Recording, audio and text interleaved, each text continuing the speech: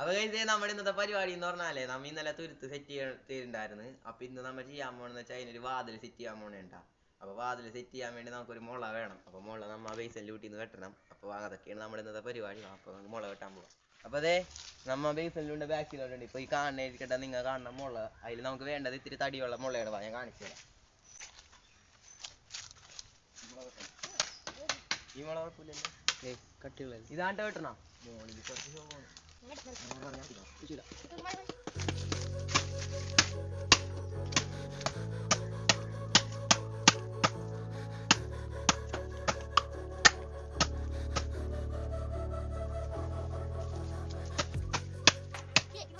നമ്മ മുള ഇത് വെട്ടിയെടുത്തിട്ടുണ്ട്. അപ്പൊ ഇതേ അങ്ങോട്ട് കുടുങ്ങിയിരിക്കുകയാണ് മുള. നമ്മുടെ തെങ്ങിന്റെ അങ്ങോട്ട് ഇത്തിരി നീട്ടമുള്ള മുള ആയതുകൊണ്ടേ കുടുങ്ങിയിരിക്കുകയാണ്. അപ്പൊ നമുക്ക് ആവശ്യത്തിനുള്ള അളവിന് വെട്ടിയിട്ട് കൊണ്ടുപോവാം. ഇതേ ഇവിടെ നിന്ന് വെട്ടേണ്ട ഏകദേശം ഒരു 1.5 മീറ്റർ അളവിൽ വെട്ടിട്ട് വിടുന്നു. അപ്പൊ ഇതേ നമ്മ മുള വെട്ടിയെടുത്തിട്ടുണ്ട് കേട്ടോ. അത്യാവശ്യം നല്ല നീട്ടത്തിലുണ്ടായിരുന്നത് പകുതിയാക്കിയിട്ടുണ്ട്.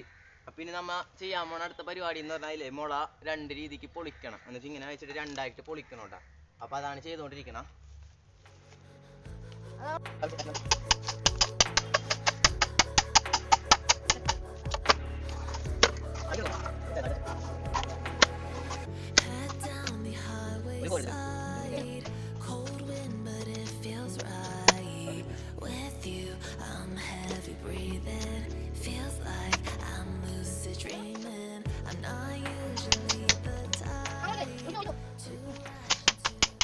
അപ്പതേ നമ്മ മുളയൊക്കെ വെട്ടി എല്ലാം പൊളിച്ച് കൊണ്ടുപോകണേണ്ടി തുരുത്തിന്റെ ഉള്ളിലേക്ക്.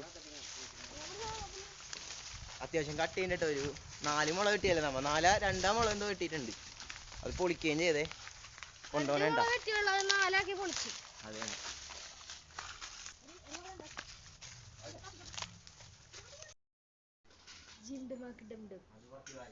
അപ്പൊ നമ്മളെ ഇവിടെ ചുറ്റുക വെച്ചിട്ട് ആണി അടിച്ചുകൊണ്ടിരിക്കേണ്ട. ഇതപ്പോ ഒരു ചെറിയൊരു വാതിലല്ല, ഒരു എന്താണ് നമ്മളെ മറ്റേ കർട്ടണക്കില്ലേ മുളയുടെ, അതുപോലെ ഒരെണ്ണം സെറ്റ് ചെയ്യാനാണ്ട് നോക്കിക്കൊണ്ടിരിക്കണം. അപ്പൊ ദേ മുളയൊക്കെ ആണി വെച്ച് അടിച്ചു സെറ്റ് ചെയ്തോണ്ടിരിക്കേണ്ട.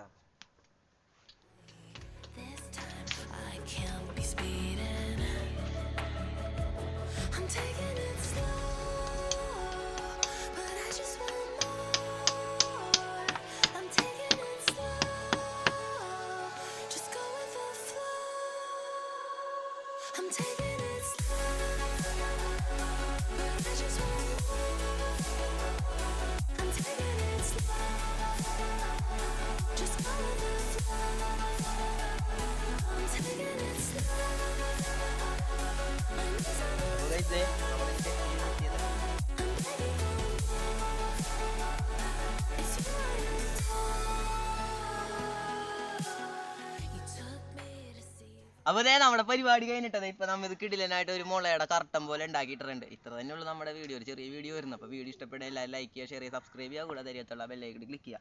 അപ്പൊ ഇതിന് നല്ല പുതിയ വീഡിയോ ഇട്ടിട്ടുണ്ട്. എല്ലാവർക്കും ബൈ.